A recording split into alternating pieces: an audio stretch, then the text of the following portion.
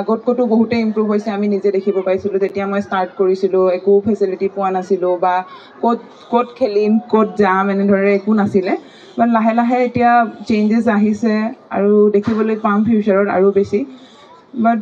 আৰু কৰিব আছে নিশ্চয় যিহেতু কেতিয়াও আমি ৰখি নাযাওঁ কিবা এটা যদি আমি কৰোঁ আৰু লাগে আমাক আৰু লাগে আৰু তেতিয়াহে আৰু ভাল হয় বুলি মই ভাবোঁ চ' আমিও আৰু বেছি কৰিবলগীয়া আছে গভৰ্ণমেণ্টে যিমান কৰিছে নিশ্চয় কৰি আছে আৰু আমি নিজেও কৰিলেও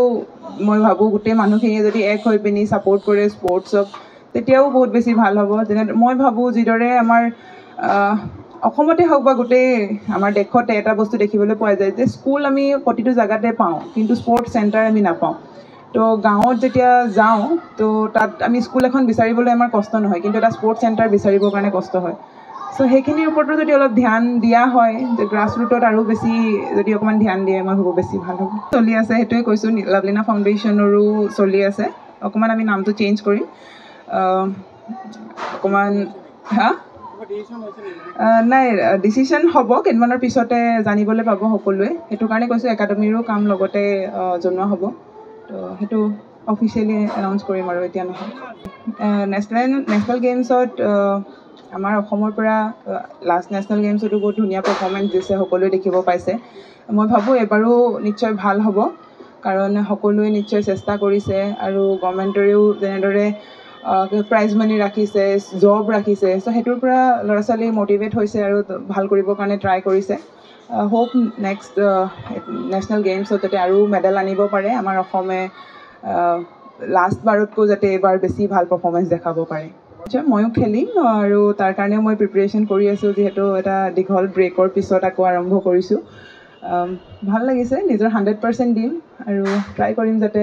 আমাৰ অসমৰ নাম মই আৰু আগবঢ়াই লৈ নি থাকিব পাৰোঁ এতিয়া 2025টো বহুতো নতুন নতুন সপোন লৈ আগবাঢ়িছোঁ আৰু নিজৰ খেলক লৈও বা যিহেতু মেইন এইবাৰ ফ'কাছটো মই কৈছোঁৱেই যিহেতু যে অসমৰ ল'ৰা ছোৱালীৰ কথাটোৱেই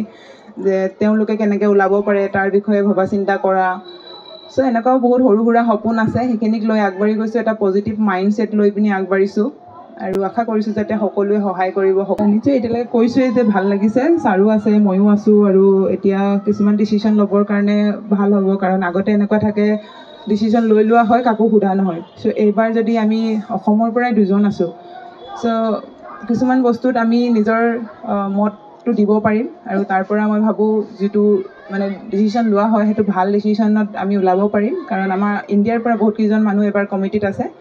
তো আগতে এনেকৈ কয় যে পাৰ্চনেলিটি কৰে আমাৰ ইণ্ডিয়াক নাচায় এনেকুৱা সেইখিনি বস্তু নহ'ব এবাৰ বুলি আমি আশা কৰিছোঁ গুৱাহাটীৰ মাজমজিয়াত নৰ্থ ইষ্টৰ প্ৰথমখন এক্সক্লুচিভ মাৰ্চিয়েল আৰ্টছ সামগ্ৰীৰ শ্ব'ৰুম তথা বিপণী তিৰুপতি স্পৰ্টছ